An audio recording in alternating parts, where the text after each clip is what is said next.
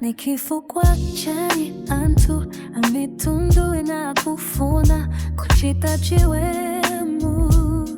akonzekera ndizopanda pake antu mafumu watikora pansi yakugwirizana nazo ndipo olamulira sonkhana pamoji kulimbana diambuye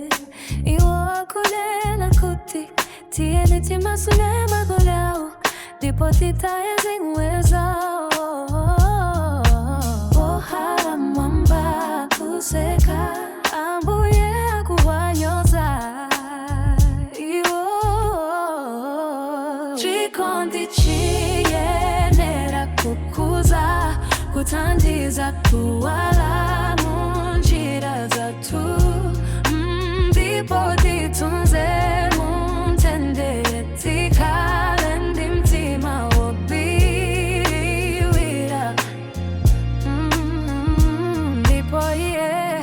awadzudzula munkwiyo wake tikuwapseza mukali wake kunena kuti ine ndakazikitsa mfumo yanga bazioni firi langaloera ine ndizalengeza zimene Yehova walamula iye anati kwa ine iwe ndiwe mwana wanga tandipempha ndipo nditachitesa mitundu ya antu ikhale chalowa chako